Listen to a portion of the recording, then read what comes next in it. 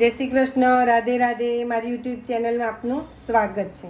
આજે આપણે બનાવીશું સેન્ડવિચ ઢોકળા. તેના માટે આપણે મારી જોડે આવા બાઉલ છે, એટલે મોટી ટાઈપની વાડકી છે. એવી 2 વાડકી આપણે સોજી લઈશું. હા, 2 વાડકી ભરીને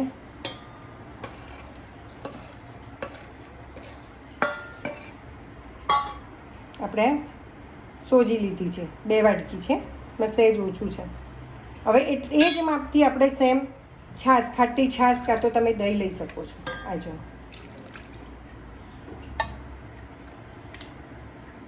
આ જો મિક્સ થઈ ગયું છે. હવે આને આપણે 15 મિનિટ રેસ્ટ આપવાનો છે અને ઢાંકીને સાઈડમાં રહેવા દેવાનું. આપણે હવે જો 15 મિનિટ થઈ ગઈ છે અને આ ખીરું જો આપણું પલળી ગયું છે, પણ આપણે થોડું આ જાડું ઘટ છે, આપણે થોડું આની અંદર છાશ કે પાણી પતલું એડ કરીશું. અમારી જોડે જો આપણું ખીરું આવું રાખવાનું છે, ઇઝીલી પડે ને એવી રીતે રાખવાનું છે. હવે એની અંદર આપણે મીઠું એડ કરી દઈશું. 2 ચમચી જેટલું મીઠું એડ કરી દઈશું અને એની અંદર આ 1 ચમચી જેટલા આદુ મરચાં છે અને એની અંદર 2 ચમચી જેટલું આપણે તેલ એડ કરવાનું છે આની અંદર. હા, આપણે સેન્ડવિચ ઢોકળા બનાવવાના છે એટલે આપણે લેયર તો થાય 2 ઉપર નીચે ને વચ્ચે સેન્ડવિચ. એના માટે આના 2 ભાગ કરી દેવાના છે આપણે. અને થોડું આની અંદર એડ કરીશું આપણે ચટણીનું વચ્ચેનો લેયર માટે.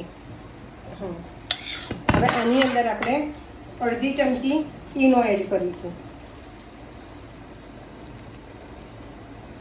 આ ઈનો એડ કરીશું. ઉપર પાણી ઉપર થોડું ઈનો ઉપર પાણી એડ કરીશું. હવે એને બરોબર મિક્સ કરી અને આપણે થાળીમાં જો મેં ગરમ કરવા આ થાળી પહેલેથી જ ગરમ કરવા મૂકી દીધી છે, ઉપર તેલ લગાવી દીધું છે. હવે એની અંદર હલાવતા જઈ આપણે આની અંદર પાથરી દેવાનું છે.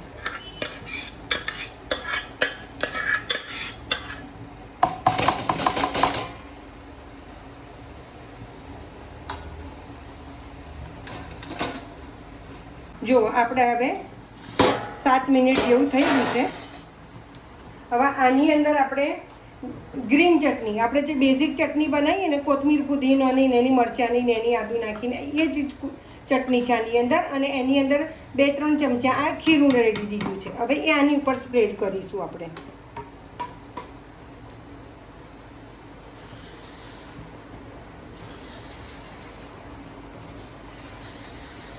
છે એને હવે આપણે ખોલી દઈશું. અને હવે જે બીજું ખીરું હતું ને આપણું, એની અંદર ફરી પાછું આપણે 1/2 ચમચી ઈનો એડ કરીશું. ત્રીજું લેયર કરીશું.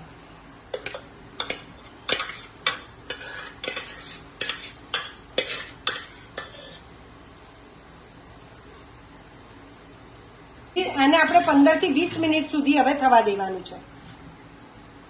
15 મિનિટ થઈ ગઈ છે. આપણે જોઈને હવે ચેક કરીશું ખોલીને. જો પ્લેન આવે છે ને છરી, એટલે આપણા થઈ ગયા છે. હવે આને થોડી વાર ઠરવા દઈશું, 10 મિનિટ પછી આપણે એના કાપા પાડીશું. હવે આપણે 10 મિનિટ થઈ ગઈ છે. હવે એને આપણે પીસ કરીશું. જો પીસ તૈયાર થઈ ગયા છે. હવે આપણે એની ઉપર વઘાર કરીશું. એના માટે આપણે તેલ લઈશું. હવે આપણે તલ એડ કરીશું. આપણે કોથમીર એડ કરવાની છે. આપણા સેન્ડવિચ ઢોકળા બનીને તૈયાર છે. જો આપણા સેન્ડવિચ ઢોકળા તૈયાર છે. જો આ તમે ચટણીની અંદર થોડું ખીરું એડ કરીને પછી તમે સ્પ્રેડ કરશો ને તો તમારે આ છે ને છૂટા નહીં પડી જાય. આ જો આ કેવા અંદર છે. જો આવી રીતે બનશે સરસ. જો આપણા સેન્ડવિચ ઢોકળા બનીને તૈયાર છે.